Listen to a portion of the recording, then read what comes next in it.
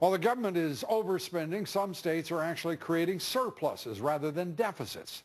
Our next guest, as governor of the state of Virginia, has set an example for other states and indeed the federal government next door, leading Virginia from deficit spending to 2 straight years of budget surpluses. We're pleased to welcome Governor Bob McDonnell. Governor, good to have you with us.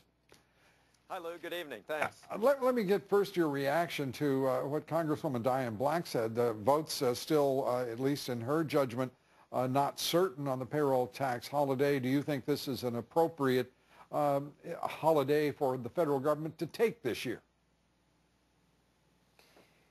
It's something they've been talking about for a while. I think given the fiscal stress on the average American family, it'll be something that will be welcome. Of course, because that money is going to entitlement funding, what it does, of course, in the long run is actually create some additional fiscal problems down the road for those entitlement funds. But in the short run, I think as long as there's other reforms enacted to make those programs solvent, I think a little tax relief is certainly in order. Well, you know something about short-term exigencies and responses to them. You've gone from a deficit that you inherited to 2 straight years of surpluses in Virginia. You've done so by cutting spending. What has been the economic impact in your state of those cuts in spending? What has been the impact? It's been very positive, Lou. We're trying to do things differently than the federal government that overspends, that overborrows, and doesn't have the leadership in the White House to have the fiscal discipline to set priorities. And that's what we collectively decided to do on a bipartisan basis in killing the deficits. And as you pointed out, nearly $1 billion of surpluses in the last 2 years. And I think it's helped in so many ways. We're down to 6.2% unemployment rate, the lowest in the Southeast. We've got people interested in starting businesses here in Virginia.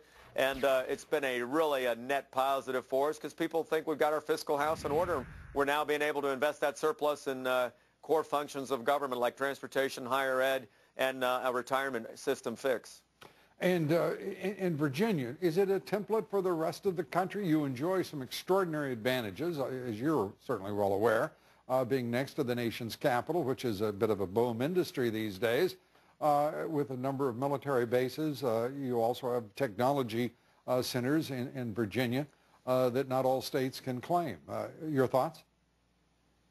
Well, that's certainly an asset, but that doesn't just mean by luck you're going to have these kind of surpluses. I mean, we've made tough calls, and we've created a business environment that's second to none. This year, Forbes, CNBC and Polina ranking us #1 place in America to do business, Forbes #2. And that's allowed us to tell a Virginia story that's had job creators come to our state. So, yeah, we're using those natural advantages, but we're creating the right kind of business environment where people want to grow. And honestly, that's why these revenues are starting to increase a little over 4% now for the fiscal year, because income tax revenues and sales tax revenues are up markedly this year because economic activity is growing. It's been a good thing. Responsible government does help, then, would be your judgment. Absolutely.